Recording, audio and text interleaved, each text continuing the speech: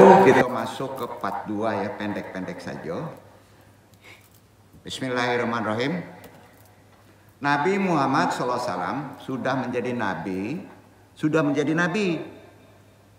sebelum dilahirkan. Bingung nggak? Udah jadi nabi. Kemuliaan Nabi Muhammad SAW bukan hanya ditandai dengan peristiwa kelahirannya saja yang membawa cahaya perubahan bagi dunia. Itu untuk dunia tuh, ada badannya, maka ada cahaya. Tetapi juga karena status kenabiannya itu sudah ditentukan hitungannya oleh Allah sebelum beliau lahir secara fisik. Ada kitabnya Lataif Al-Ma'arif, karangan Ibnu Rajab, menjelaskan bahwa Nabi Muhammad SAW menjadi nabi dalam catatan Allah jauh sebelum Nabi Adam diciptakan. Bingung nggak secara akal, Pak? Bingung kan? Udah jadi nabi, Nabi Adam belum diciptakan. Dia sudah ditetapkan menjadi Rasul. Itu hakikat Muhammad. Karena ada hadis diriwayatkan oleh Imam Muslim lagi. Nabi bersabda, perhatikan hadisnya ya. Gini, dalam ilmu Islam, waktu itu nggak bisa dihitung. Time tunnel bisa, kemuka bisa, apa enggak? Repot ya. Jadi jangan diakalin. Ikuti petunjuk Quran ya. Antum bisa digeser 1000 tahun ke belakang. Antum bisa ke muka. Hati-hati nih. Di sini harus dipahami spiritualnya secara petunjuknya ada batasan. Akal itu terbatas. Waktu akhirat dengan waktu kita jauh beda nggak, Pak? Jauh kan? Menurut pikiran akal. Repot nanti. Ya. Jadi gini, Nabi bersabda gini ya, terkait dengan dulunya ditetapkan Rasul kenabian sebelum Nabi Adam diciptakan. Nah. Ini riwayat Imam Muslim. Ini indallah fi ummil kitabi lahatamu nabiyina wa inna adama lamujadilun fi tinihi. Wasaun nabi ukum bi awali dalika da'awatu abi Ibrahima wa busara Isa biwaruya ummi alati ra'at wa kadalika ummahatun nabiyina yariyina. Sungguh aku di sisi Allah adalah penutup para nabi. Dan sungguhnya Adam sedang tergolek dalam tanah liatnya. Aku memberitahukan kepada kalian tentang awal mula kenabianku. Adam belum jadi. Nabi sudah kemuliaannya menjadi Rasul. Nah ya. Doa Nabi Ibrahim, kabar gembira dari Nabi Isa tentang diriku. Nabi belum lahir. Nabi Isa udah nunjukin akan datang Nabi terakhir namanya Ahmad. Tahu dari mana, Pak? Berarti sudah tahu duluan. Nah, ya kan? Nah, juga mimpi ibuku. Ibu Nabi dilihat demikian pula. Ibu-ibu para Nabi melihat hal yang sama. Ibunya Nabi Ibrahim, Maryam ibunya Nabi Isa udah tahu itu bakal ada Nabi akhirul zaman. Bahasa ini nitis nih Nabi, ini ke nabi-nabi gitu. Termasuk kita. Tapi kita kan banyak nih. Udah sekian persen aja cepat. Ngebehit lah istilahnya. Hadis riwayat Muslim gitu. Jadi kemuliaan Nabi, tanpa Nabi alam semesta tidak ada. Apalagi kita, Pak. Berarti adanya Nabi, maka ada alam semesta, ada kita. Duduk. Itu kemuliaan Nabi. Nah. Dalam Nur Hakikat Muhammad dibahas. Banyak orang karena pusingnya kepala menjadi ajaran yang kadangkala tidak pernah dikaji secara mendalam. Nah, bahkan ada yang membid'ahkannya. Ini aneh. Padahal ada petunjuknya di Quran. Jadi hadis tadi menunjukkan bahwa kenabian Rasulullah SAW sudah ditetapkan di Lauh Mahfuz. Bahkan sebelum Nabi Adam diciptakan. Oleh karena itu para ulama seperti Imam Ahmad bin Hanbal menyatakan bahwa Rasulullah SAW sejak lahir sudah berada dalam kondisi tauhid. Bayi itu udah tauhid dia. Udah ngerti tauhid. Tidak pernah mengikuti keyakinan kaumnya yang menyimpang. Maka siapa saja yang menyangka bahwa Rasulullah pada masa kecilnya mengikuti agama masyarakat Quraisy jahiliyah, dosa besar. Salah logika. Sampai? Karena ada ulama menyebut begitu.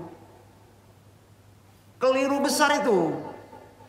Dalam hadis, Nabi Muhammad SAW menyebutkan 3 bentuk kabar kenabiannya. Perhatikan ya, ada 3 kabar kenabiannya. Sebelum Nabi ada nih, doa Nabi Ibrahim alaihissalam yang termaktub dalam firman Allah.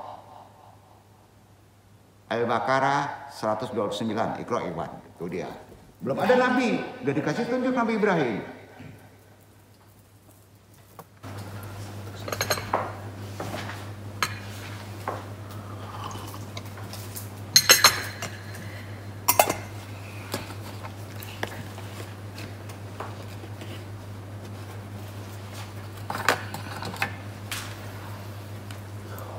Rabbana wab'ats fihim rusulan minhum yatlu 'alaihim ayatika wa yu'allimuhumul kitab wal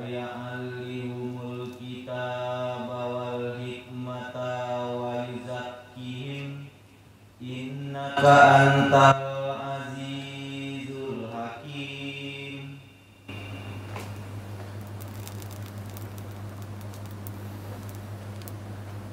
Ya Tuhan kami, utuslah untuk mereka seorang rasul dari kalangan mereka yang akan membacakan kepada mereka ayat-ayat Engkau dan mengajarkan kepada mereka Alkitab Al-Quran dan Al-Hikmah, As-Sunnah, serta mensucikan mereka.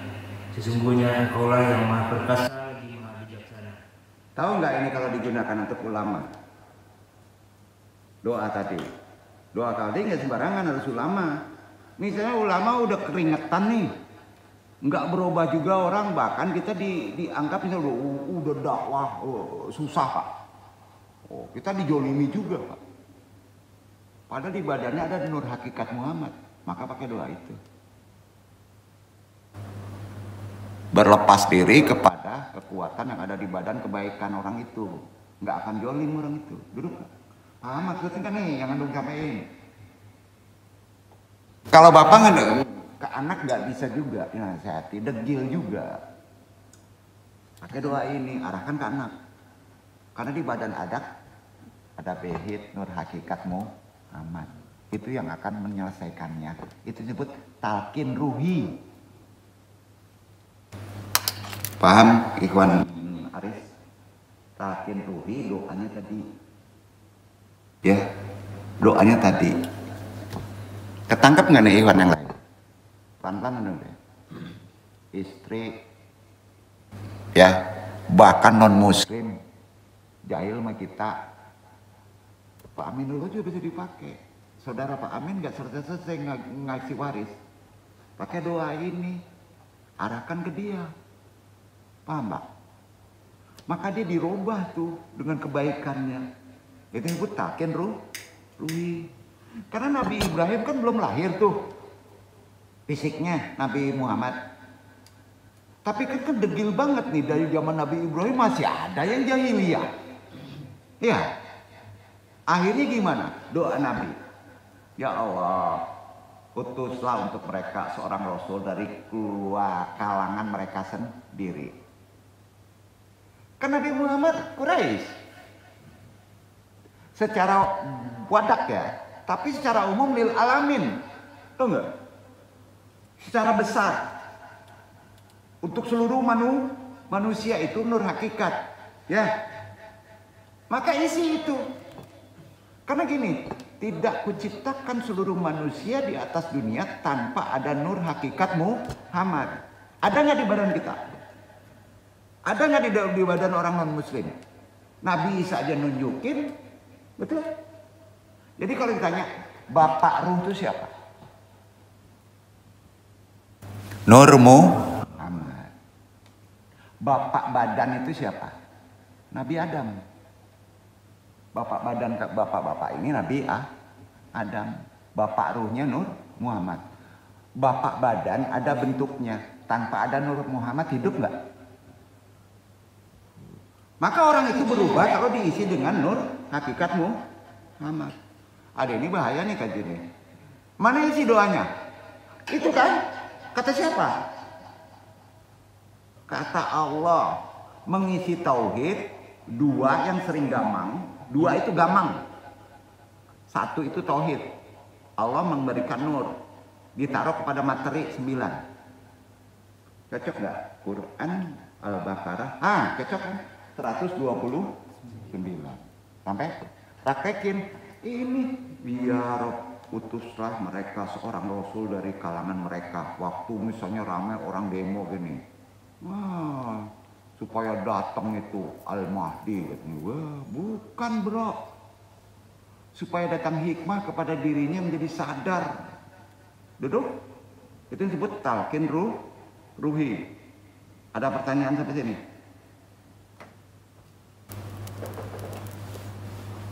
Apa ayat ini? Paham ya?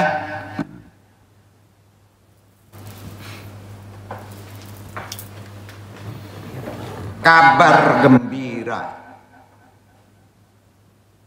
dari Nabi Isa alaihissalam. Mubashir, petunjuk. Nabi Isa. Nabi Isa dulu atau Nabi Muhammad dulu badannya? Nabi Isa dulu kan? Belum ada Nabi Muhammad. Memberitahu dia. Di firman. Asy-Syaff ayat 6. Baca tuh.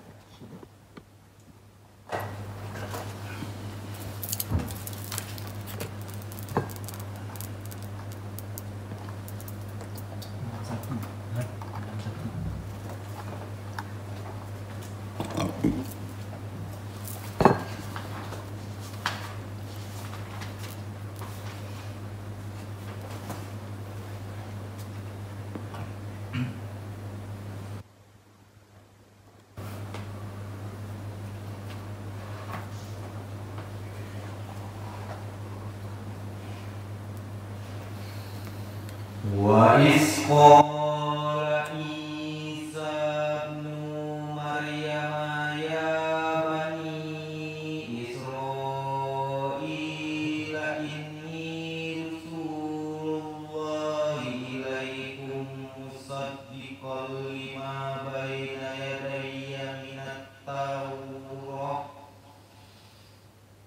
minat Taurati wa mubasysyiran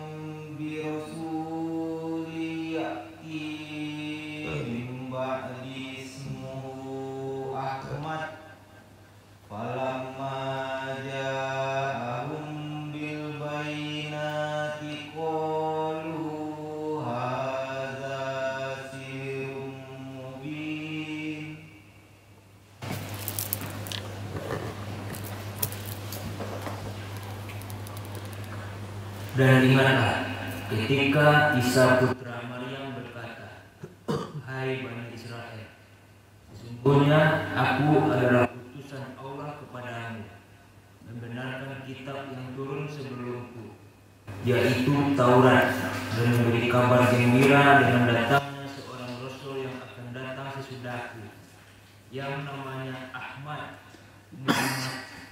Maka tatkala Rasul itu datang kepada mereka dengan membawa bukti-bukti yang nyata, mereka berkata, ini adalah sihir yang nyata." Sampai Pak? Nabi Isa udah tahu ya akan datang Muhammad dengan sebutan karena tauhid Ahmad. Ya. Sudah itu orang sekarang nyebutnya. Ini ilmu sihir katanya. Ayo, dianggap ilmu sihir. Ilmu waktu itu enggak ilmu sihir, Pak. Itu kan ilmu waktu. Betul? Ayo.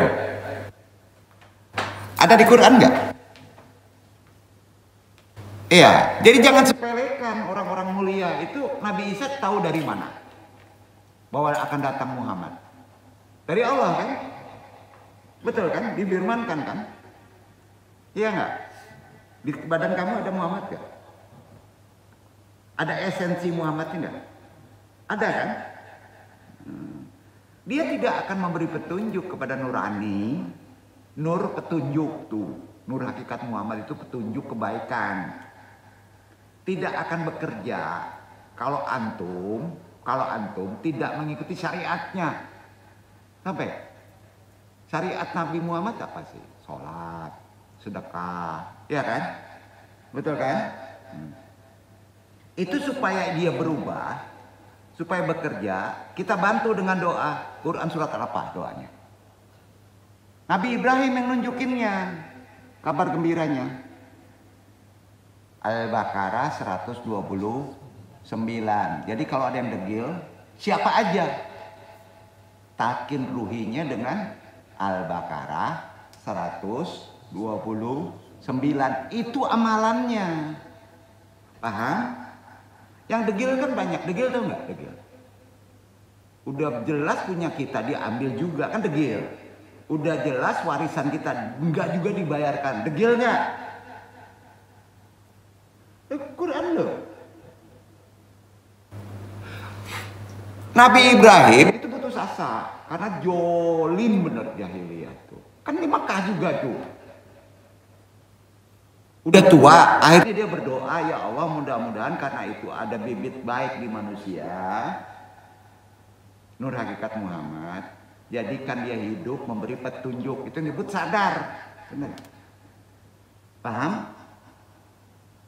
Salah nggak itu logika kita? Quran tuh. Jadi kalau misalnya Anda mentalkin orangnya degil banget, udah pakai pamungkasnya itu aja.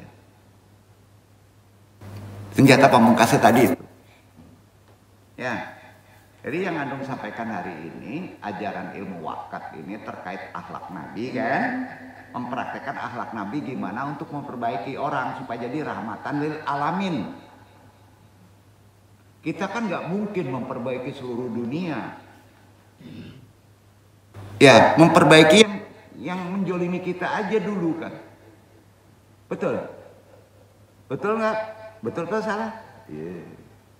Bayarlah, ilmu ini mahal. Ya. Ini nggak keandung aja semuanya. Ya. Jadi antum sudah bisa mentalkin dia yang andung ajarin ini ilmu wali. Ilmu wali. Ya. Yakin? Bukan hadis, Quran. Kita lanjut. Udah dua dikasih kabar gembira, petunjuk. Nama yayasan ini kan kabar gembira tuh, mubazir. Ya, orang yang mau tobat. Al-awabin. Awab. Benar kan? Nah, ya tobat lah. Ya. Yang ketiga, baru hadis. Tadi dua Quran, Nabi Ibrahim nunjukin, Nabi Isa nunjukin, betul kan? Kalau ada orang begini-begini mesti diginiin, betul kan? Nah, sekarang mimpi Aminah. Siapa Aminah? Ibu Nabi Muhammad SAW. Ibunda Nabi. Yang diriwayatkan, banyak sumber riwayatnya ini. Gak perlu dibahas lah. Ya.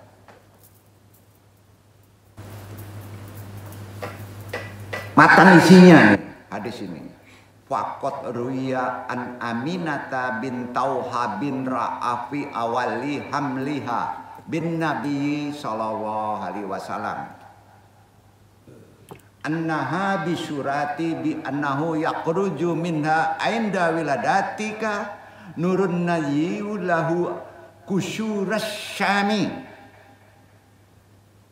Diriwayatkan bahwa Aminah binti Wahab, ibu Nabi Muhammad SAW, ketika mengandung Nabi nih, beliau melihat dalam penglihatannya bahwa ia diberi kabar gembira bahwa akan keluar lahir dari dirinya cahaya yang akan menyinari istana sampai Syam, menyinari seluruh sampai negeri Syam, Suriah sekarang. Belum lahir Nabi. Ya. Nah, riwayat ini menunjukkan bahwa sejak dalam kandungan cahaya kenabian sudah menyinari keberadaan Rasulullah SAW. Cahaya yang bukan hanya menerangi langit Syam saja, tapi juga menyinari hati umatnya sampai akhirul zaman hingga hari ini. Duduk. Hingga hari ini kok nggak digunain ilmu ini? Siapa yang on? Nggak mau taklim sih? Banyak masalah di luar nggak? Acendra mana? Ayo.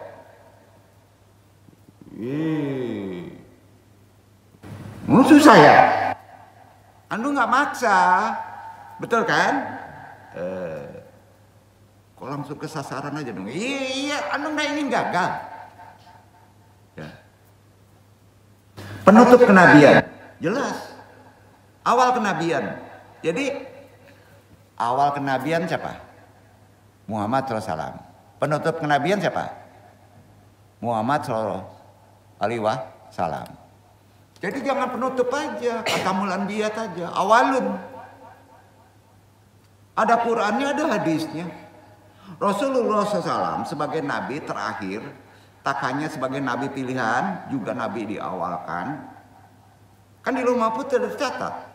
Tapi dalam konsepnya, belum dalam bentuk badan, belum dalam bentuk tanah. Ya, yang dilahirkan dengan kemuliaan.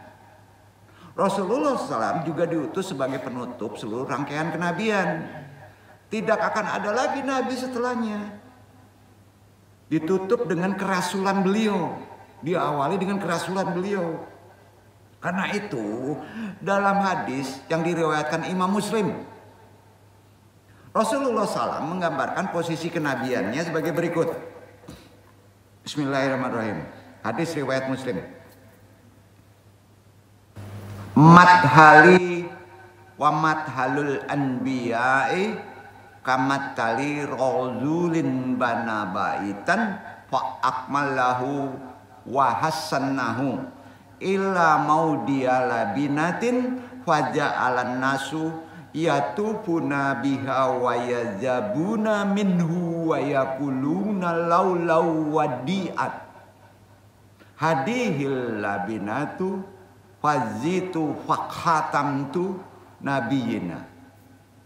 Perumpamaan aku dan para nabi sebelumku adalah seperti seorang lelaki yang membangun sebuah rumah. Iktibarnya gitu. Ia menyempurnakannya dan membuatnya indah kecuali satu batu bata yang belum diletakkan. Itu iktibar. Maka orang-orang yang mengelilingi rumah itu dan mengaguminya lalu berkata, alangkah indahnya rumah ini kalau saja batu bata ini diletakkan. Maka akulah batu bata itu dan aku adalah penutup kenabian. Hadis riwayat Muslim. Jadi penutup kenabian itu dalam segi fisik.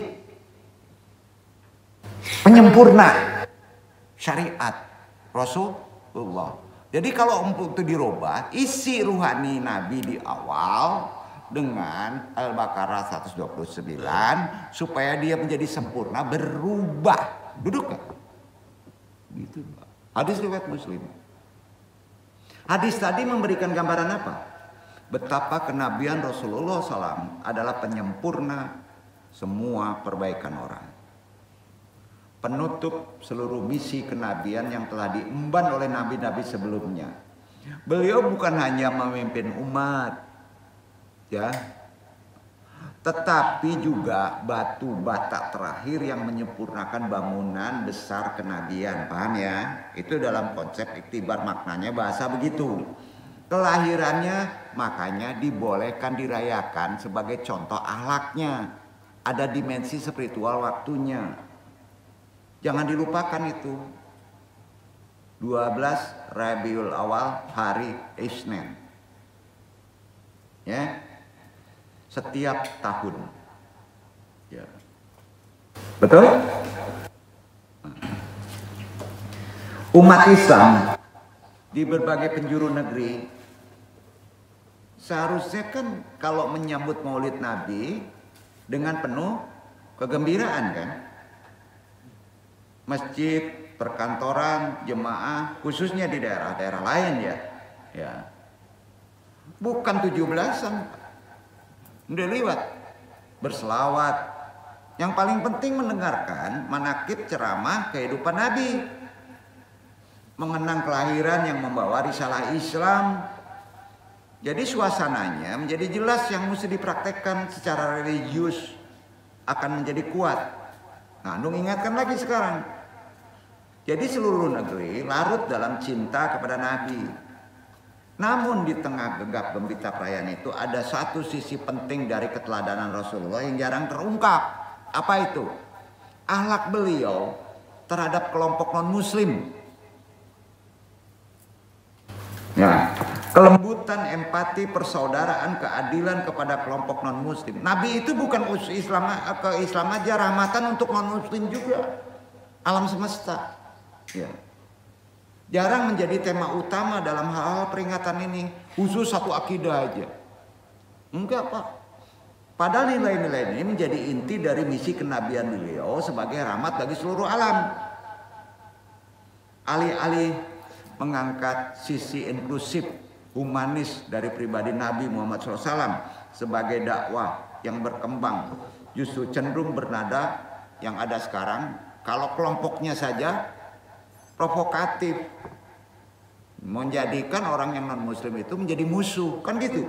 Nggak bisa begitu, Pak. Bahkan mengandung ujaran kebencian terhadap kelompok yang berbeda keyakinan. Jadi narasi dakwah Nabi itu harus kita pahami secara lebih benar. Gini, tidak hanya menyimpang dari semangat dakwah Rasulullah, tetapi juga bertentangan dengan nilai-nilai luhur Rasulullah waktu perjuangan yang guna mewujudkan tatanan sosial yang berkeadilan dan bermartabat.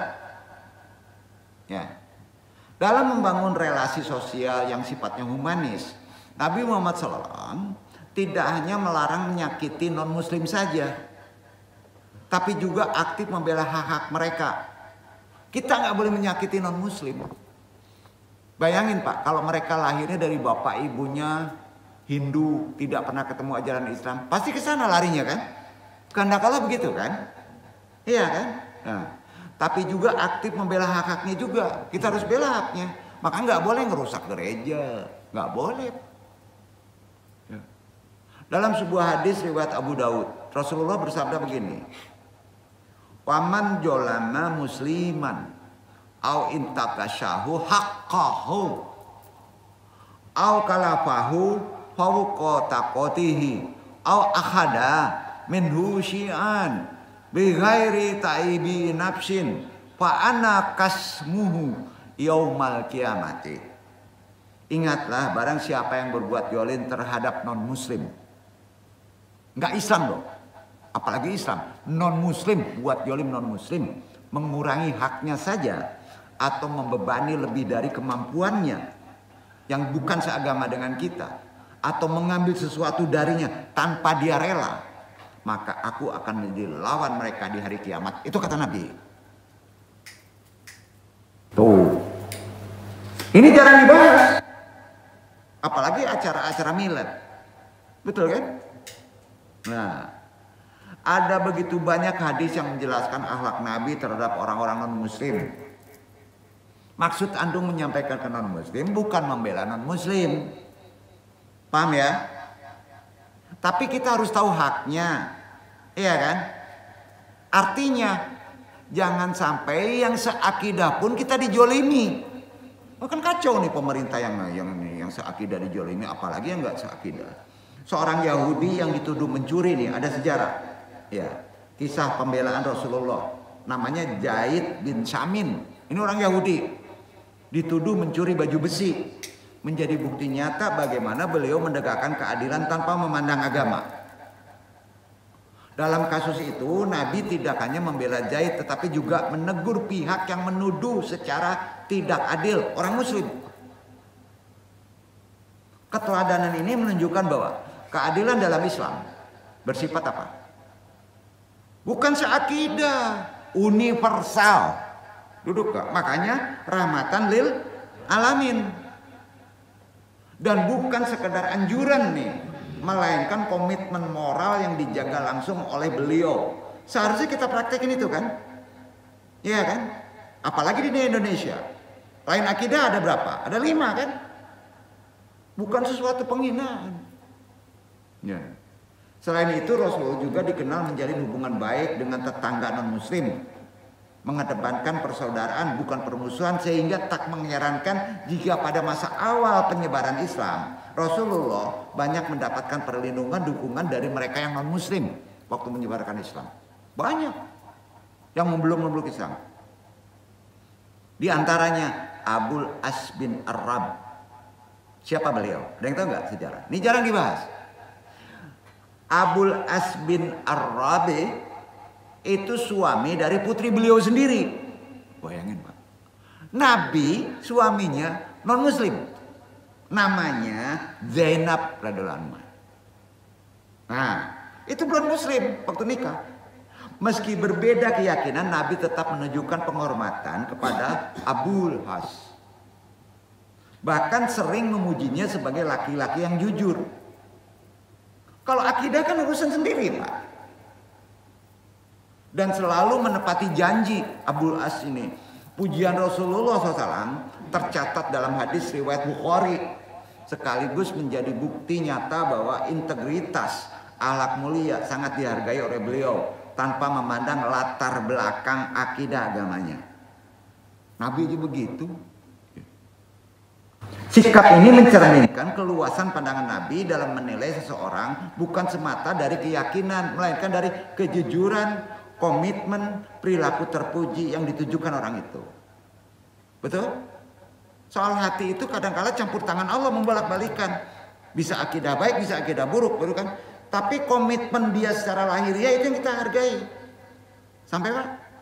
Maka Antum datang ke sini, Antum nggak pernah melihat akidahnya. Silakan kalau mendengar, yang penting mereka jujur. Sampai. Nah, itu yang paling penting. Dan itu ajaran Nabi. Faqihuddin Abdul Qadir dalam kitabnya berjudul Relasi Mubadalah Muslim, baca tuh, dengan umat berbeda agama, menyebutkan bahwa Abu As baru memeluk Islam beberapa bulan sebelum Fatu Makkah, perjanjian Makkah. Akhirnya istri menantu Nabi itu dari anaknya Zainab masuk Islam memang sebelum perjanjian Fatul Makkah, tepatnya pada 8 Hijriah. Artinya selama hampir 2 dekade Rasulullah memiliki menantu yang belum beragama Islam. Baru tahu kan? Nah, namun tetap beliau menghormati, memuji perlakuan dengan penuh kasih sayang karena ada perbuatannya. Cerita ini sekaligus menjadi teladan luar biasa ya untuk umat sekarang tentang bagaimana Islam memuliakan manusia berdasarkan akhlaknya, bukan sekedar identitas agamanya. Jadi fenomena ini sekaligus menegaskan bahwasanya agama yang dibawa oleh Nabi Muhammad SAW bukan semata-mata agama ritual. Bukan semata agama ritual saja, melainkan juga sistem etika sosial yang menjunjung tinggi martabat kemanusiaan secara umum, mujmal. Setidaknya ada 2 alasan mengapa perlu untuk terus menyuarakan meneladani akhlak Rasulullah sampai akhirul zaman. Pertama, karena beliau sendiri bersabda, dengerin sabda Nabi, innama bu'aitiha li'ut mina makarimal ahlak. Sesungguhnya aku diutus untuk menyempurnakan akhlak yang mulia. Akhlak di situ perbuatan, kejujuran, bukan akidah. Sampai. Tuh. Maka memahami akhlak beliau berarti memahami inti kenabian itu sendiri. Bukan sekedar mengenang sejarah, tetapi juga menghidupi nilai luhur yang beliau perjuangkan. Yang kedua, akhlak adalah fondasi bangsa. Ketika akhlak sebuah bangsa rusak, maka kehancuran tinggal menunggu waktu. Banyak anggota dewan muslim, banyak persentasenya. Tapi yang rusak apanya, Pak? Akhlaknya. Maka menyeluruh rusak akhlaknya. Kebayang nggak? Tuh dia. Maka kehancuran tinggal menunggu waktunya. Ingat, karena itu kali waktu nggak pandang bulu tuh. Dalam konteks bangsa yang multikultur seperti Indonesia, meneladani akhlak Rasulullah terhadap non-muslim menjadi sangat relevan guna memperkuat kohesi sosial di tengah keberagaman bangsa. Itu bahasa kerennya lah. Ya. Momentum Maulid Nabi, kelahiran Nabi. Nah, ini kan kaitannya juga terkait dengan kemerdekaan Republik Indonesia. Yang perlu itu bukan ritualnya. Akhlaknya berubah nggak? Mencintainya gimana? Nah, ini menjadi tradisi tahunan masyarakat Indonesia, baik itu Maulid, kenabian maupun kemerdekaan. Jadi sejatinya bisa untuk menyuarakan kembali akhlak mulia, betul kan? Bukan upacara ke upacara, nggak berubah, pajak dipajakin terus. Jadi peringatan Maulid, peringatan 17 tidak semestinya berhenti pada seremonial. Ikuti ajaran Islam. Bisa jadi pintu masuk untuk memperkuat nilai-nilai persatuan, persaudaraan kebangsaan. Prakteknya harus secara Islami. Perubahannya, jika kita hanya merayakan kelahiran beliau tanpa menghidupkan warisan moral yang beliau tinggalkan, seperti kasih sayang, empati, persaudaraan, keadilan, maka kita sedang kehilangan ruh, nur dari Maulid itu sendiri, atau dari seremonial kehebatan pejuang-pejuang 17 yang sudah berlalu.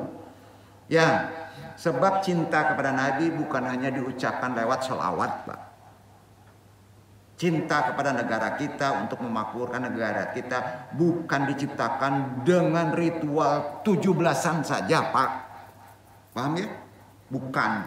Tetapi juga diwujudkan dalam sikap perilaku yang mencerminkan akhlak dalam kehidupan sesama berbangsa, sesama manusia, secara akidah. Bulan Maulid sudah berlalu. Manusia agung datang lagi. Nabi masih ada, Pak, dalam konsep ruhani sampai akhirul zaman. Ya. Masjid ramai, umbul-umbul berjajar, tenda mega, panggung nggak kalah meganya, lampu kelap-kelip kayak hajatan gede, pengeras suara sampai sound horek, kata di bahasa sekarang. Sound horek tuh, yang gede-gede aja mulai dipasang. Ya. Bikin kucing kampung migrasi itu takut kan, kucing. Ya. Semua demi satu hal, cinta kepada Nabi, cinta pada negara Indonesia, kan gitu, iya kan? Nah, tapi entah kenapa cinta itu sering berhenti di bibir. Nggak percaya, Pak? Begitu acara selesai, yang tinggal bukan wangi selawat, bukan wanginya mencontoh para pejuang, aroma cinta Nabi Muhammad, yang ada bau plastik bekas, sisa makanan yang terkapar layak korban perang. Ya, coba perhatikan. Usai acara apa aja, kotak habis, gelas air mineral kandas, halaman masjid langsung berubah jadi festival sampah. Bungkus plastik tercecer, piring plastik menggunung, botol aqua rebahan, jadi ayat tambahan tuh. Dan tinggalkanlah sampahmu di jalan Allah. Astagfirullah. Kan gitu jadinya. Padahal coba kita buka sejarah. Ya, Nabi Muhammad itu rapi, keren, bersih. Keringatnya aja bau kesturi, Pak. Bener gak? Wangi. Keringat Nabi lebih harum daripada parfum mahal Duty Free. Duty Free itu parfum paling mahal nih. Nah, kita ini umatnya, keringat saja kalah sama God, Pak. Masih harum God. Maaf, lebih wangi daripada God itu sendiri. Jadi gimana tuh? Lebih wangi daripada niat bersih-bersih setelah acara Maulid. Bayangkan kalau Nabi hadir tuh, bukan Nabi hadir, ke kampung kita saat kita acara 17-an, Maulidan. Beliau duduk di sak depan umpamanya. Beliau berdiri dan melihat plastik serta kertas berserakan. Mungkin beliau tidak marah. Beliau kan nggak pemarah. Tapi kita yang malu setengah mampus loh. Karena kita teriak cinta Rasul tapi akhlak kita runtuh di sampah yang berserakan.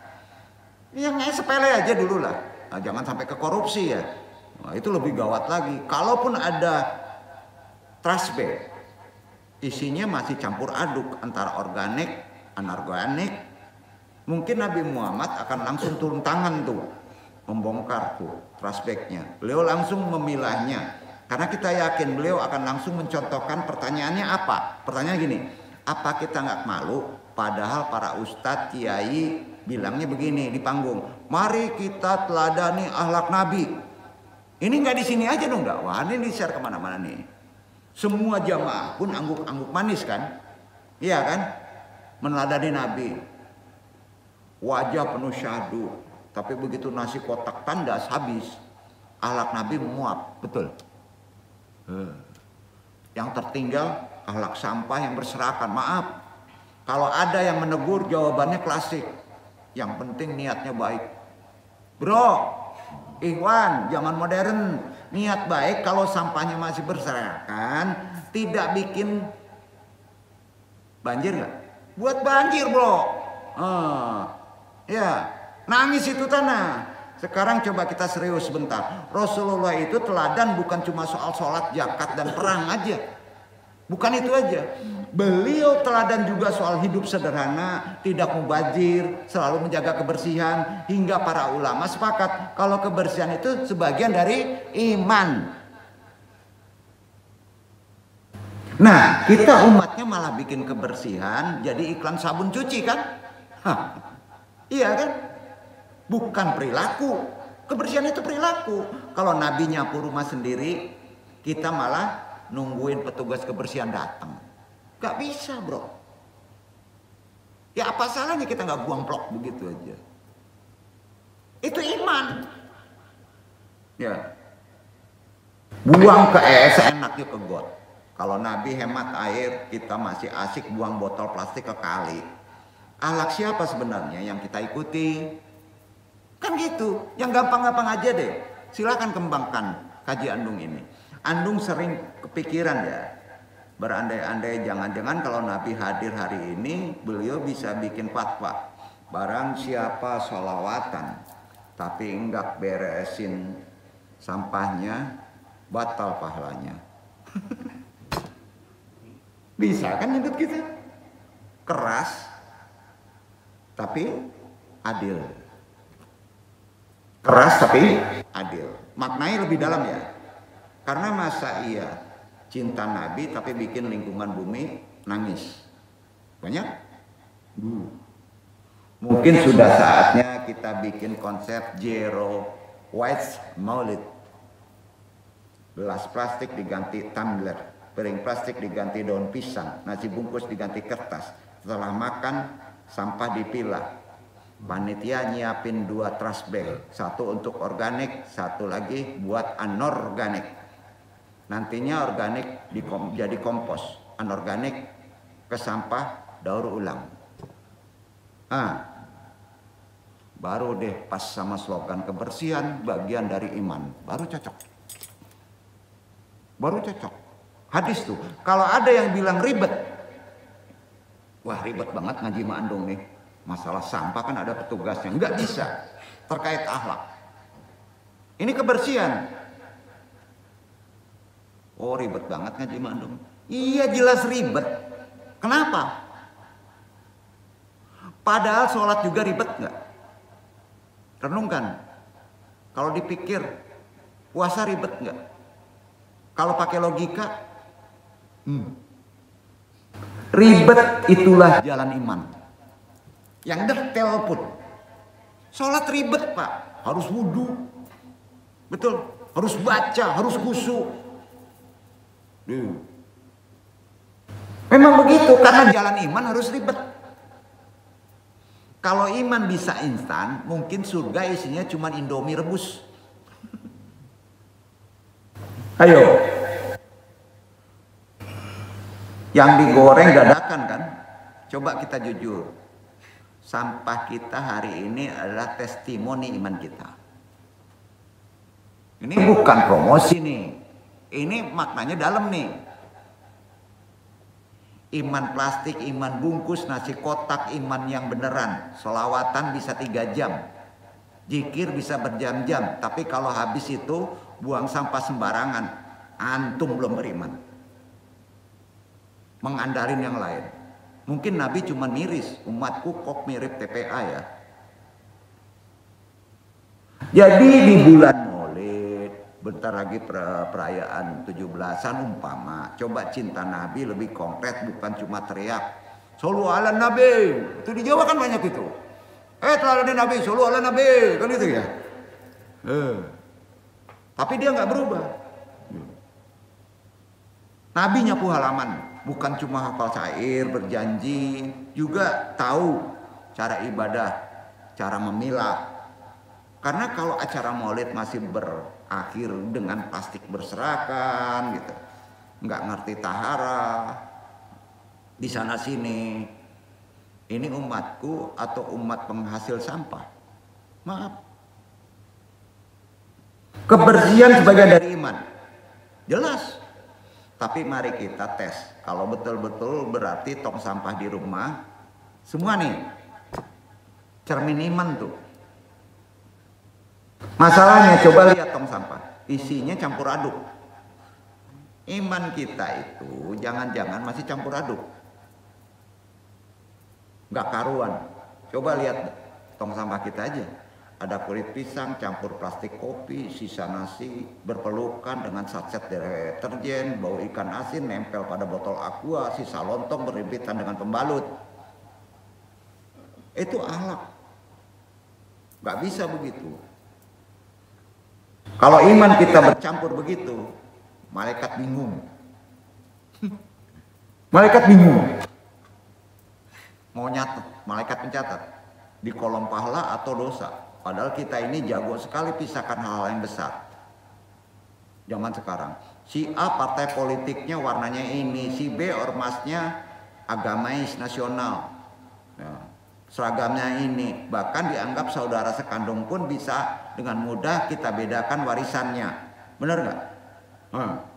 Tapi giliran disuruh pisahkan antara sampah organik, anorganik, langsung jawab ribet. Ribet dari Hong Kong. Gimana tuh? Padahal paling simpelnya cuma butuh wadah. Yang satu jadiin 2. Islam itu hafal betul Pak. Hukum najis, mana najis hukmiyah, mana najis ainiyah, hingga najis mukhaladzah. Nggak bisa disatukan semua najis itu Pak. Dan najis-najis lainnya. Sampai cara bersuci 7 kali dengan sekali menggunakan tanah pun kita tahu tayamum untuk apa. Tapi coba tanya kepada beberapa lama plastik hancur. Berapa lama Pak? Kalau dibuang berapa lama ke tanah plastik hancur? Berapa lama styrofoam hancur? Ribuan orang hafal doa, tapi sedikit yang hafal bahwa plastik butuh ratusan tahun lenyap. Sungguh ajaib kita bisa berdebat panjang tentang fikih wudu, fikih nikah, fikih jualan, lain-lain. Tapi tong sampah di rumah baunya neraka jahanam.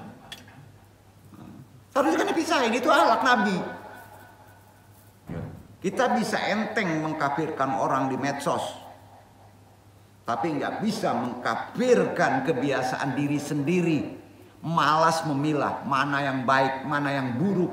Padahal itu sampah kita sendiri. Coba bayangkan kalau di akhirat malaikat bertanya, mana bukti toharoh kebersihan kamu hidup? Toharoh itu kebersihan. Lalu kita menjawab, saya rajin mandi junub, gue rajin wudhu. Malaikat mungkin akan mendebatnya. Tapi sampah botol plastik kamu masih ngambang di sungai. Junub apaan? Plastik itu kekal. Nah, bisa dibilang sampah organik itu ibarat dosa kecil. Gampang hilang. Dengan kalimat istighfar beres.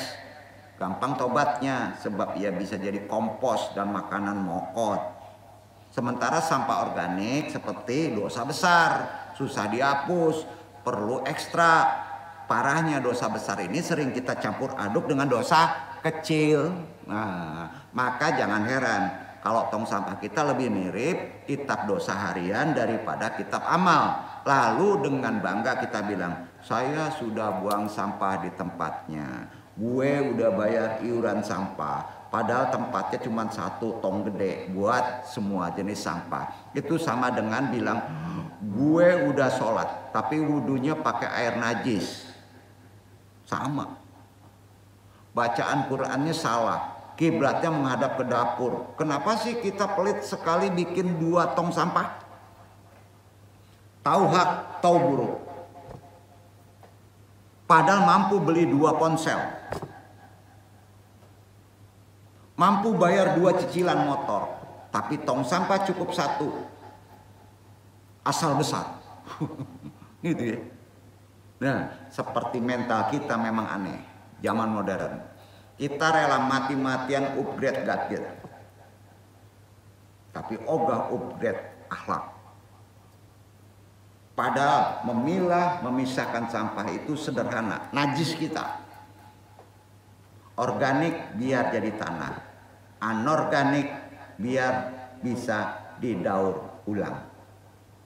Kalau ini kita biasakan, iman kita lebih nyata. Tahu hitungan hari baik, hari buruk. Bukan hanya di masjid, tapi juga di dapur. Bukan, dan jangan salah. Jangan salah.